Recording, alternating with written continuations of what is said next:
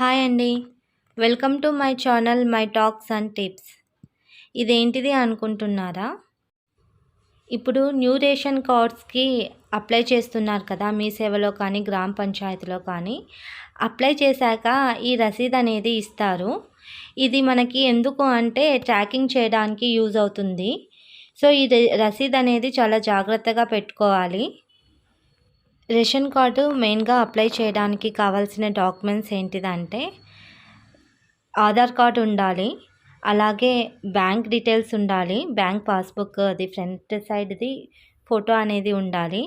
అలాగే 2 passport size photos, address ఇవి కంపల్సరీగా ఉండాలి. మరిన్ని డీటెయిల్స్ కోసము మీ సేవా కేంద్రానికి వెళ్తే అక్కడ వాళ్ళు క్లియర్‌గా చెప్తారు. చెప్పి రేషన్ కార్డ్‌కి ఎలిజిబుల్ అయిన వాళ్ళు అప్లై చేసుకోవచ్చు. ఎవరైనా తెలియని వాళ్ళు ఉంటే వాళ్ళకి యూజ్ అవుతుంది అనేసి చెప్పాను. ఇప్పుడు ఈ వీడియోలో నేను చేసే రెసిపీ ఏంటిదంటే మీరే చూడండి. పిల్లలు అన్నం పెట్టనా? చారన్నం వద్దా? ఈరోజు చారన్నం తినండి. ఎగ్ రైసే కావాలా? సరే చేస్తానులే. సరే చేస్తాను. కొద్దిగా వెయిట్ చేయండి, చేస్తాను. ఓకేనా? అదండి విషయము. మా పిల్లలకు ఎగ్ రైస్ కావాలంట. ఎగ్ రైస్ ప్రతి ఒక్కరు చేసుకునే ఉంటారు, కానీ పిల్లలకు కావాల్సింది మనం చేసి పెట్టాలి కదా, వాళ్ళు ఇంపార్టెంట్. సో నేను వాళ్ళకి కావాల్సింది చేస్తున్నాను. ఈ వింటర్ సీజన్లో ఈవినింగ్ అయ్యేసరికి ఏదో ఒకటి తినాలనిపిస్తూ ఉంటుంది. స్నాక్స్ ఆల్రెడీ తిన్నారు, మళ్ళీ వాళ్ళకి వేడివేడిగా ఎగ్ రైస్ కావాలంట. సో నేను ఎగ్ రైస్ చేస్తున్నాను. నేను చేసేది చాలా సింపుల్ అండ్ ఈజీగా ఉంటుంది.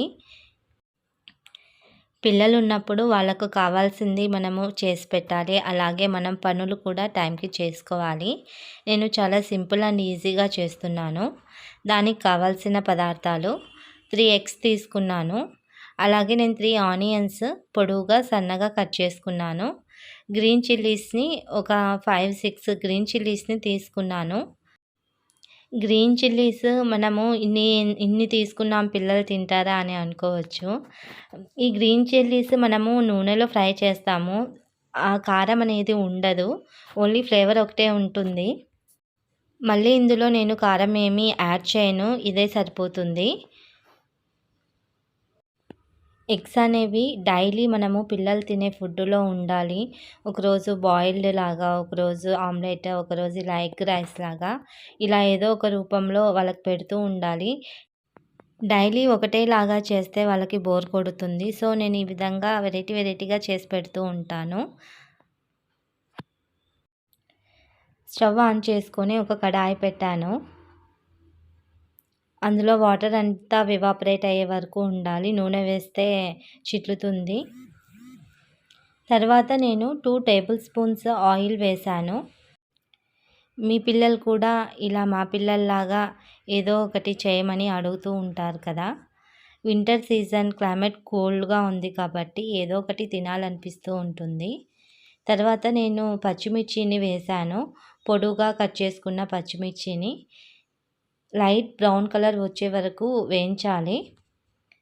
ఇలా పచ్చిమిర్చి నూనెలో వేయడం వల్ల చిల్లీ అనేది కారంగా ఉండదు. తర్వాత నేను ఆనియన్స్ వేశాను. 3 ఎగ్స్కి 3 ఆనియన్స్ తీసుకున్నాను. ఎక్కువ ఆనియన్స్ వేస్తే ఎగ్ రైస్ అనేది రుచిగా ఉండదు, ఎందుకంటే స్వీట్నెస్ వస్తుంది. సో ఎగ్ రైస్ కొంచెము స్పైసీగా ఉంటేనే బాగుంటుంది.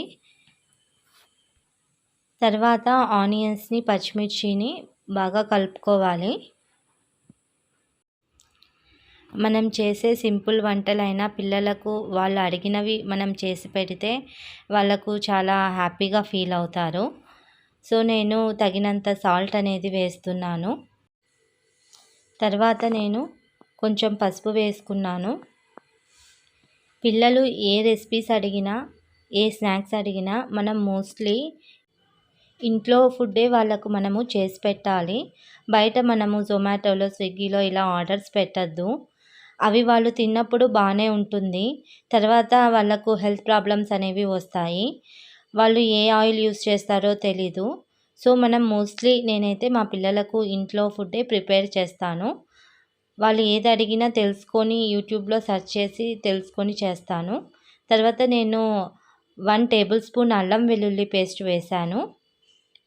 3 ఎగ్స్‌ని పగలగొట్టుకొని ఈ విధంగా వేసుకోవాలి. అన్నిటిని బాగా మిక్స్ చేస్తున్నాను. సరిపడా సాల్ట్ వేసుకోవాలి. ఆల్రెడీ ఆనియన్స్, గ్రీన్ చిల్లీలో మనం వేసాం కదా! మళ్ళీ ఇప్పుడు కూడా చూసుకొని వేసుకోవాలి సాల్ట్ అనేది. మళ్ళీ అన్నంలో కూడా కొంచెం సాల్ట్ అనేది కలుపుతాము. తర్వాత నేను ధనియాల పొడి వేశాను. ఇందులో నేను ఎక్కువ మసాలాస్ అనేది ఏమీ వేయలేదు. ఓన్లీ ధనియాల పొడి, సాల్ట్ ఇది మాత్రమే వేశాను. నేను కారం పొడి కూడా వేయలేదు. ఆల్రెడీ గ్రీన్ చిల్లీస్ వేశాను కదా! సో, పిల్లలు తింటారు కాబట్టి వాళ్ళకి కొంచెము మిరియాల పొడి వేశాను. స్పైసీనెస్ అనేది తక్కువగా ఉంటేనే వాళ్ళు బాగా తినగలరు. మనం కారం పొడి బదులు మిరియాల పొడి వేసుకోవచ్చు. ఈ వింటర్ సీజన్‌లో మంచిది కూడా. కోల్డ్, కాఫ్ రాకుండా ఉండడానికి. సో, పిల్లలు తినే ప్రతి ఫుడ్‌లో మనము మిరియాల పొడి ఉండే విధంగా చూసుకుంటే మంచిది. తర్వాత నేను అన్నంని గడ్డలు గడ్డలుగా లేకుండా అన్నంని మనము కలుపుకోవాలి. పొడి పొడిగా చేసుకోవాలి అన్నంని. తర్వాత నేను అందులో కొంచెం సాల్ట్ వేశాను. మనము ఎగ్ ఫ్రై చేసుకునేటప్పుడు ఎగ్‌ని మరీ ఎగ్ బుర్జీలాగా చిన్న చిన్న పీసెస్ చేసుకోవద్దు. అన్నంని బాగా మిక్స్ చేసుకోవాలి. తర్వాత ఎగ్ ఫ్రై రెడీ అయిపోయింది. ఎగ్ పీసెస్‌ని మరీ మనము ఎగ్ బుర్జీలాగా చిన్న చిన్నగా చేసుకోవద్దు. తర్వాత నేను ఫ్రై చేసిన ఎగ్‌ని రైస్‌లోకి కొంచెం కొంచెంగా తీసుకొని కలుపుకుంటున్నాను. ఎగ్ పీసెస్ అనేవి మరీ చిన్న చిన్నగా కాకుండా కొంచెం మీడియంగా పెద్దగా ఉంటే పిల్లలు తినేటప్పుడు టేస్టీగా వచ్చి వాళ్ళు ఎక్కువగా తినడానికి ఇష్టపడతారు. ఎగ్ ఫ్రై మొత్తము అన్నంలో బాగా కలిసే విధంగా కలుపుకోవాలి.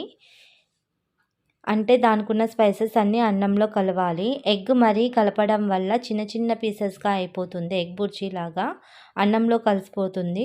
సో, కొంచెం జాగ్రత్తగా కలుపుకోవాలి. ఈ క్లిప్‌లో చూపించాను కదా! అంత పీసెస్ అయితే సరిపోతుంది. మనము కావాలంటే ఇందులో వెజిటబుల్స్ కూడా వేసుకోవచ్చు.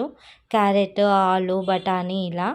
ఎలాగో మా పిల్లలు వెజ్ రైస్ అలా నేను చేస్తూ ఉంటాను. సో, నేను ఈ విధంగా చేసి పెట్టాను మా పిల్లలకు. బాగుందా జాను?